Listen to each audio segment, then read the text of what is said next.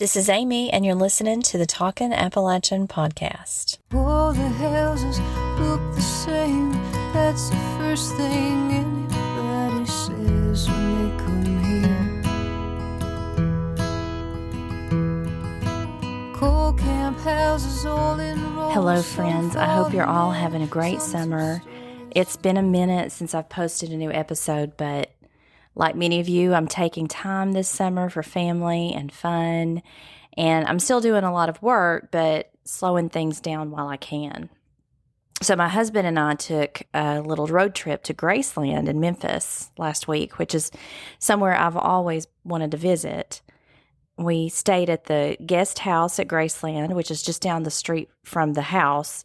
It's always surprising to me how much smaller things are in person because we build them up in our minds. And Graceland, by today's standards, when you think about houses, is not that big.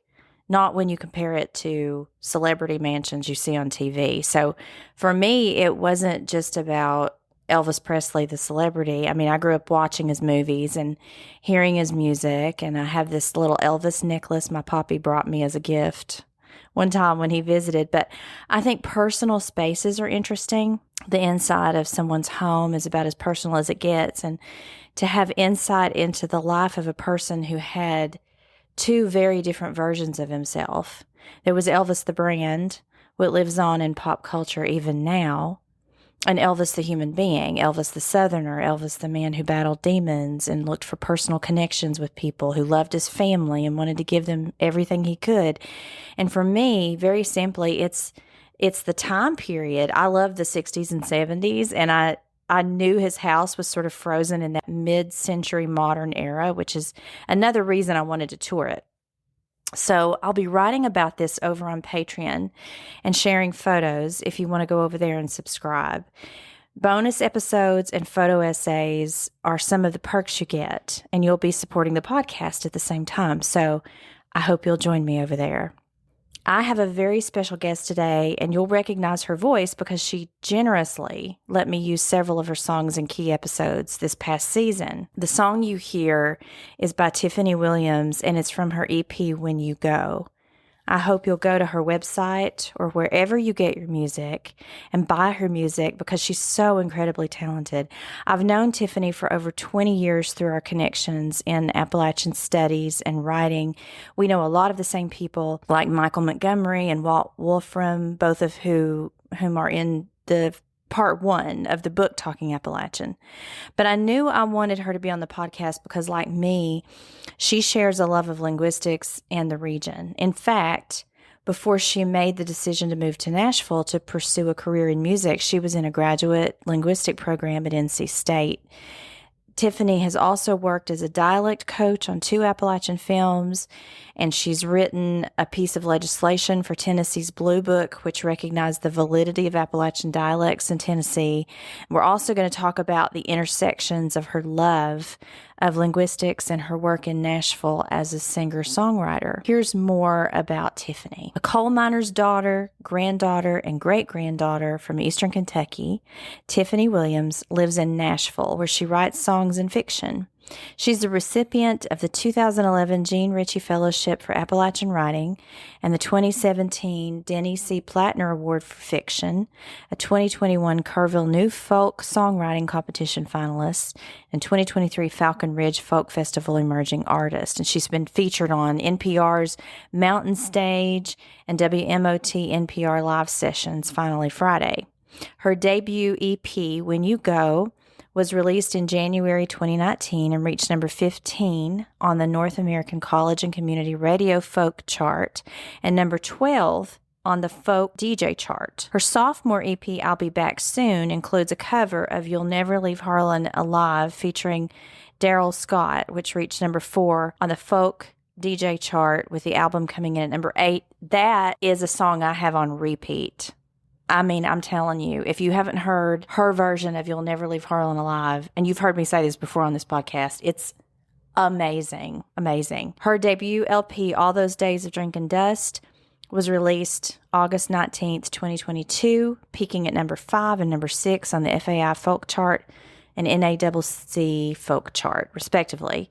Wasted Luck, an EP of duets with Dalton Mills, was released on August 2nd, 2024. So I hope you enjoy this wonderful podcast with my wonderful friend, Tiffany Williams. When I was young, for cursing me with a broken tongue and hiding the horizon from life. But these days I keep thinking of the land whose shoulders block the sun and people who speak music like I do. I worry that my best isn't any good. So this podcast is based on the book Talking Appalachian, and Dr. Montgomery was kind enough to give us chapter 1 for that book. And then you and I talked, and we found out that you knew him too. Yeah, no, he was such a great mentor and friend to me.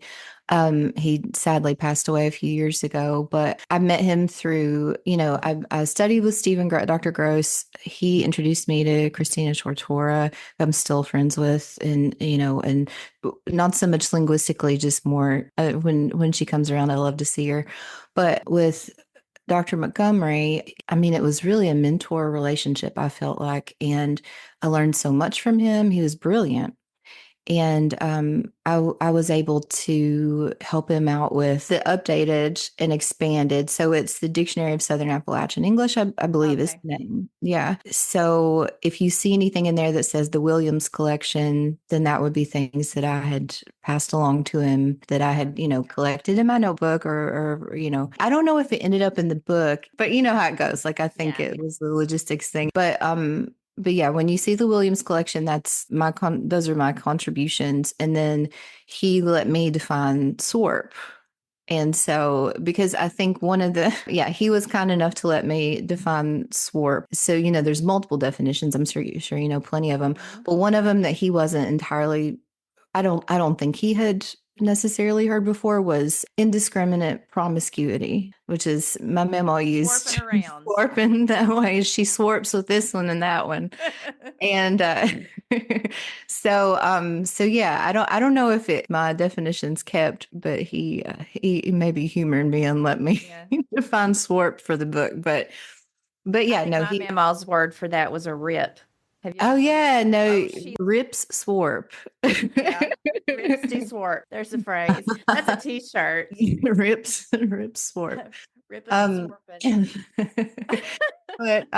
But yeah, so I was so lucky to work with him, and then Walt Wolfram. I just feel like my pantheon of Appalachian, English professors, researchers, it was satisfying enough to me, even though I didn't complete my degree at NC State. It was enough that I was able to work with Walt for real. But yeah, I was there for a semester, and I'm so grateful. I learned so much there. NC State has a great master's program in linguistics, and but yeah, I had some things cooking in Nashville, and I realized that I needed to physically be in Nashville if I wanted those things to get done. So my life is kind of a story of competing interests, and some of them will resurface at different times, and which I'm so grateful for, because even after I moved to Nashville, I was able to do they would call it, I think, a regional consultant. And so because Christina or whoever knew that here's the region I'm from, and I have a level of awareness and also an enthusiasm for such things, they would give me a sentence and they would say, "Is this grammatical to you?" Or or they would have me read, certain things, how I would say them. But yeah, I was a regional consultant for some university folks here and there, and got to work on the Hills Remember glossary, the expanded Appalachian dictionary with Michael Montgomery's. I feel like I've been so fortunate to really keep that part of me fulfilled while I've also done the music and teaching and writing. Sometimes I think of staying and live up on a mountain, and the fog in my head will clear. There's no way of saying that it took more than it gave when it's all you've known.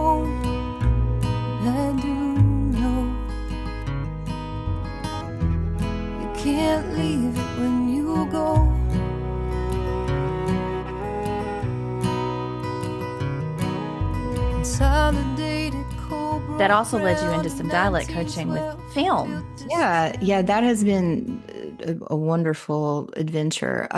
So like I said, I don't think it's who you know, I think it's who knows you. And so you know Mr. Robert Gap, and I'm sure a lot of your listeners probably do too. He was kind enough to recommend me to, I think he had done some scouting with in Harlan County where he lives with the director and some of the producers. And so he recommended me because he knew that, that's what I do. That's kind of one of my wheelhouses. And so, yeah, I spoke to the director, and they already had a dialect coach, a Juilliard graduate, or she teaches there, or she graduated from there, one or the other. But so she had kind of front loaded with them. And my understanding was that she had given them, I don't know what video it was, but it was some sort of extended documentary about a group in West Virginia. And so, to what I know that happened, whatever other, exercises or one-on-ones with him that she had, I'm not really sure. As far as I go, I was on set. So because I also had a full-time job, I couldn't do the full 4 weeks. I think they ended up extending it to 5 weeks, which is a pretty short shoot time. But that's, when you have a lower budget indie film, I'm coming to understand that that's not atypical. They invited me to come on set to do the dialect coach, and it was really just learning as you go. I had no clue. I'm a native speaker of the dialect, and I was really like fine-tuned on all the features so I could talk about how I talk, just an awareness.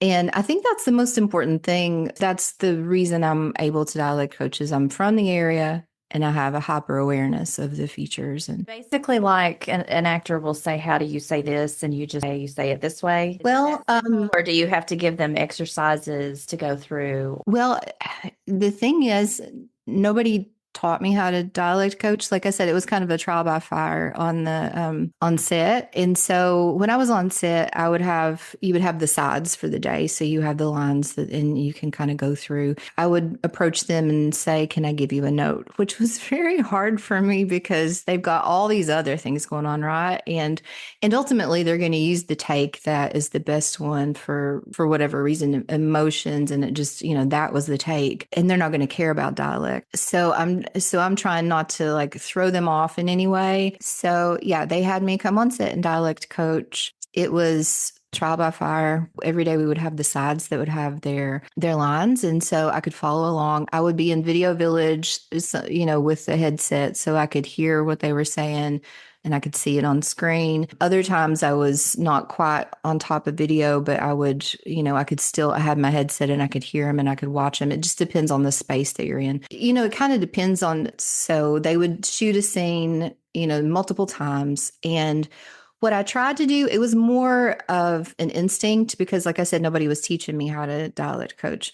So they would do the scene, they would shoot it a few times. And if I noticed that they were saying something consistently, it was off, right? Then that's when I would, because I knew they would have so many takes to get it right. The other thing that was helpful in that experience is that after I was on set for 2 weeks, I couldn't stay the full time, like I said, I would pop in and give them notes. If they were switching out and doing a different scene, I would maybe tap somebody and talk to them about an upcoming scene where there's a certain word that I have flagged. Because I had to leave early, I put together this little, one cheat sheet of Appalachian dialect. And also after I left, I recorded all of their lines, which really, scripts are so short. It really doesn't seem like that much really when you get down to it. That made me feel good because, it's going to be, the dialect that you hear is going to be kind of a reflection of me. And if I'm only there half the time, I'm like, oh my goodness, I can't be there to monitor.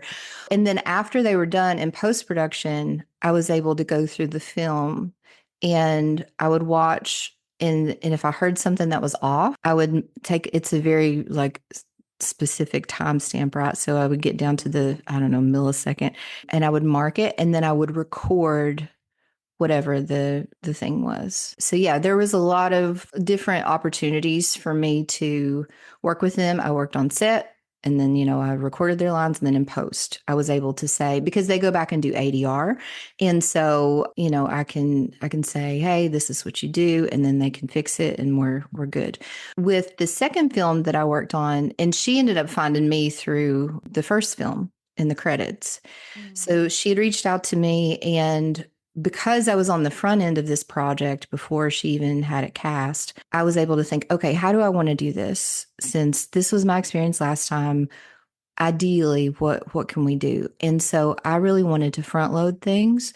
I wanted to work with them as much as possible beforehand. And then the intention was for me to be on set, but that ended up not happening this time. So my ideal was I front load as much as possible. I'm on set and I'm chiming in with notes as they do the scene over and over again. And then after in post, then I'll give them notes and record how to say it.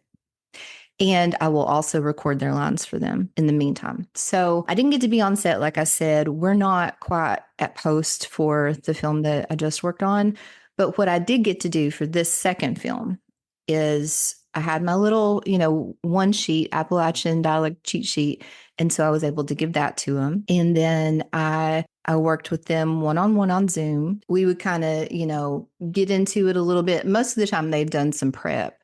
And so we would maybe go through their lines. They would say the lines and I would give them feedback. I would always ask, do you want me to record your lines? Every time it was yes. And so I would record the lines and give it to them. We met multiple times over Zoom. It really depended on, how many lines do you have? Do you need to work with me more? Do you have kind of a knack for dialect? Louisa Harland, who is the lead on the film that I just worked on, amazing. I mean, she was in Dairy Girls, so that she's already got this ability to mimic. She was tremendous. The other thing that I did, because I can talk about the features, right? I can talk about the ungliding or the glide reduction in the I, and I can talk about a pin merger, and I can talk about how we're in that weird little swath that still says the wha instead of wha. It's the Juan merger. There's a lot of, I have this little chart that shows it's like dips down in North Carolina and up to Eastern Kentucky and then down in Texas. But yeah, so to make them aware of those features is one thing, but then there's also a cadence, and I gave them a list of some Instagram folks who are from Appalachia, and I gave it with the caveat that, okay, this is inherently performative, but you can still kind of get a feel, because I can't constantly talk to them. And, so you can kind of get a feel of being like inside of the cloud of the dialect versus just one sort of feature. But yeah, they said that was really helpful to have those native speakers just kind of going.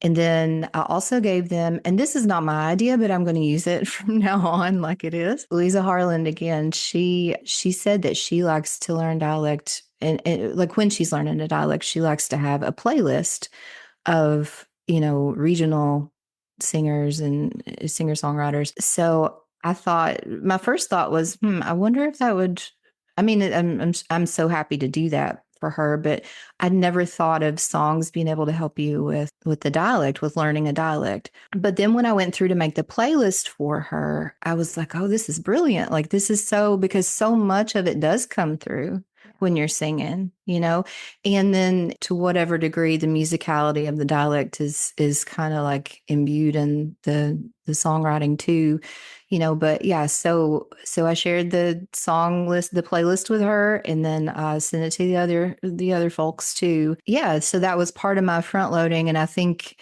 in the future, if I'm lucky to dialect coach some more, that will also be my practice, just to to make the playlist of the IG folks and the songs. Are you allowed to name the movies that you've worked on? Oh yeah. I'm sorry. The first film I worked on was The Evening Hour. It's based on a novel by Carter Sickles. Yeah, that one, I worked on it in 2018 and it came out in 2020. And it premiered at Sundance. And man, I thought I was a jet setting lady. Like I went to FAI in New Orleans, and I had just quit my job. FAI in New Orleans, go to Sundance and watch the film I worked on. And then, I was going to do more music and all that. And then, COVID. But yeah, so the first one was The Evening Hour. And then this one is called A Woman's Work. And we are currently in post production. We're not to the ADR part of post production yet, but yeah, I'm really proud of both of them. This one, I worked on it, I guess, towards like summer, fall of last year. And it's slated to be released in fall of 26. But yeah, you'll have to tell me what you think. Tell me if you hear anything. The thing is, some things will get past you, right? You have so many opportunities to catch things, and the dialect is just one component of the performance. So even though I secretly try to, it's not the most important of, it works with all the others. So some of the things I teach them, and I have on my little Appalachian dialect cheat sheet, are, pin merger, ungladding or glide reduction. One thing that I added this year, because, these are actors who've done so many different things. They had courses in dialect. In particular, they would have like a section of Southern dialects. So they came and they were like, well, we were always told, or their conception was, that people from the South just talk slower. And I said, well, no, I don't, not necessarily. I mean, I think that's more of an idiosyncratic sort of, who is this person? But I got to thinking about it, and there's a feature in the dialect called vowel breaking. And so, instead of bed as a monopthong, you might say bed. That's my, it's hard because I know I do it subtly, but to exaggerate, bed. Yeah. And so you kind of break the vowel from a monopthong to a diphthong. And so I got to thinking, and I was like, I think I'm going to highlight that, because I feel like that may be what they're hearing, when they say, oh, you talk slower when you're, from the South. It might be the vowel breaking that they're noticing. I've done script consulting for dialect, but I've worked direct. So that's really interesting to hear how you work directly with people. Mm-hmm. Yeah. Gave them a store, paid them in script, and made indentured servants of the able-bodied men. My family came before the mines, rode through Pound Gap trying to find a place to make a home up on the ridge. It makes it hard to leave when you've been living here 200 years, but I knew I had to go, and so I did. I worry that my best isn't any good anywhere but here. Sometimes I think of staying. So you also did some writing. I remember that I shared when this came up, and I believe it was 2019. This came up, and I shared it on social because I was so excited that the state of Tennessee was putting forth this resolution on a bill to include Appalachian dialect as a valid dialect of the English language and of the East Tennessee culture in the Tennessee Blue Book, which is sort of this almanac type book that talks about the state of Tennessee and all of these different subject areas.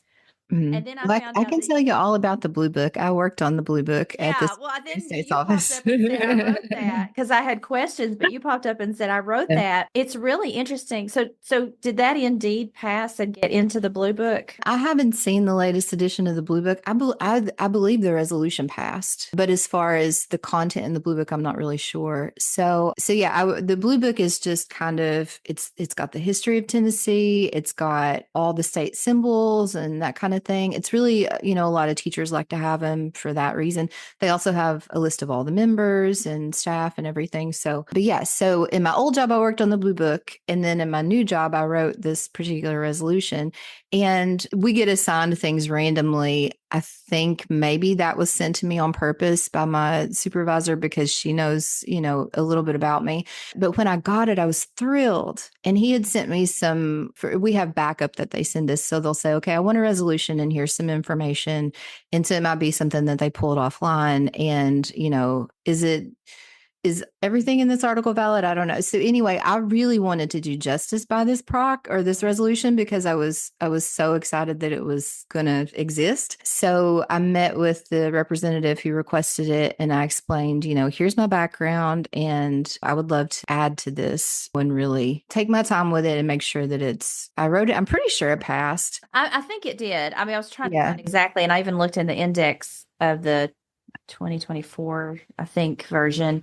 But I wanted to share a couple of paragraphs from this resolution just for people to hear what was in it, because I was just so excited Yeah. that as far up as, the Tennessee legislature, that they were recognizing this. Here, this is sort of the middle of the document, I think. Whereas the Scotch Irish are often cited as having an influence on the language of Appalachia, and rightfully so. Compound helping verbs such as might, could, the word whenever used as a conjunction, and the word need followed by past tense verb like the car needs washed can all be traced back to the speech of this group of settlers. And whereas, additionally, some grammatical components of Appalachian dialect that contain word usage that is considered by some to be incorrect is in fact systematic and therefore consistent and predictable, such as the phrases "she has tore the page" or "he has broke the glass," a hallmark of Appalachian dialect that is not simply an error, but part of the inherent grammar of the dialect. So you wrote that. Yeah. It's so funny because it's so long ago and I don't remember writing it, but yeah. Yeah. You were able to use that linguistics background in all of these different ways, continue to do so. I just think and that just braids beautifully with who you are and where you're from. And I feel personally, if anything that I've studied, if I can give back in some way with anything that I've studied, that just makes me feel like a good person. Yeah. Yes. Yeah. And I think too, it's when I was at ETSU and I was studying with Stephen Gross, one of the things that hit me and just, I don't know, it was revelatory was when he told me that, the dialect is systematic. This is not wrong. This is just the pattern. And when I realized that, I mean, it just, because you get, even going to school in the region, you get told that you're wrong, with the way you speak and then the way that you end up writing. And so you just assume, well, the people who raised me were non-intelligent or, you have all these stories that you tell yourself, but to legitimize the dialect, to say, no, this comes from somewhere and this is not just because you don't know the right way. I don't know. It's really revelatory. And I think too, to be a dialect advocate is, and it sounds like I would call you that. Absolutely. But that is rewarding. And to let people know, don't have this story about yourself. Don't let other people saddle you with this and don't be saddled with you're just unintelligent or you just don't know any better. And, the way you talk is a reflection of your intellect. Yeah. Winding path led you to music. Well, it didn't lead you to music. Music was always there, but you decided that was going to be your life's work. That was going to be your passion. And you wrote, "I finally found something that lets me do all the things that I love." Let's talk about your work as a musician. You left around the time that COVID hit. You picked up and uprooted yourself and moved to Nashville. Is that right? Well, I moved to Nashville before COVID. I left my day job in 2019 because I had finally built up enough to where I could go tour in the Northeast and pay my bills, that kind of thing. But no, I moved to Nashville after one semester at NC State. So it was in 2014, I think. Okay. So I've been here a minute. But yeah, I moved because I knew that if I stayed in linguistics and if I went on for a PhD, and did the whole sociolinguistics thing and made that my life, it would be tunnel vision. I could already tell after a semester. And so I wanted to do everything. There's a James Steele short story. I don't know which one it is, but he basically says, what do you want to do? What do you want to do? Or where do you want to go? And he said, I want to do everything. I want to go everywhere. That's the way I feel. I just want to I want to give time to all the things that I love. And I want to do music for sure, but I also want to write and I also want to dialect coach and, do as much of all the things I love as possible. And I just think that if I had full on devoted to linguistics, that I wouldn't be able to do the other things. Do you consider yourself a folk musician? Because that's the description of your albums. Yeah. I mean, I sound folk and I guess I am, but we know the trouble with genre, right? It's just, it makes it easier for everybody else, but I don't know how much use it is to the people making the thing. So yeah, I mean, I like being folk. I sometimes get called country, maybe less so Americana, but yeah, sometimes I like just a generic singer-songwriter because I feel like I have more freedom if I just say that's what I do. So, what influences your music? You have your musical influences, obviously, but then I think I've talked about this a bit before. I think moving away from home let me be able to write about home. So definitely there's a lot of regional influence. I try to sneak in my linguistics stuff every now and then, like I'll get a double modal in there, might could. A question a lot of people ask is how do you write a song, or like how do you start? How does it start with an idea, or do you start with a melody, or and so a lot of time, and there's many ways into the kingdom, and I've entered in all sorts of ways. But I think most often I will get a phrase or I'll get hung up on a word that I really love, and that will start the song. That'll be the seed. So I think a lot of my songs are influenced by a love of language and an attention to language and phrasing, and then sometimes the music will come in to support that. Other times too it's a melody first. It's rare, but still. Is there a song you've written that has a particularly special? I mean, I know they're all special. They're like your kids. We pull from a lot of deep, dark places or deep Yeah. places or historical places or family places. I didn't know if there was a song that someone in your life inspired you to write or some event in your life inspired you to write. I mean, I know Oh yeah, we're I all mean, inspired, but yeah. I think when you are a singer-songwriter and you're writing your own stuff, your voice is the one putting it out there. People want your song to be your story. Like, this is all autobiographical. And, if you have a story song and it's in a third person setup, then a little less so. But if you're singing from the first person, I feel like people just automatically think, oh, that's your story, which can be really, I mean, it makes you feel really vulnerable because sometimes it is, and I don't want you to know that, And sometimes it's not. Sometimes it's somebody else's story. But I think as a fiction writer, you have more cover, right? Because this is fiction, this is a book, and it's not so intimately connected to my, voice. You can read it and you can have, your time with it, but I'm actively giving you this story and saying I. And so you do feel like I think people assume often that it's your own story. There's a lot of times that it is, or it's kind of an amalgam of, different things. But there's one song on the first album called You Were Mine. And that one was, I grew up with a cousin of mine who ended up overdosing and passing away. And when I first heard it, it was in the middle of the week. I was at work and I just thought, okay, it's not going to affect me. It was so long ago.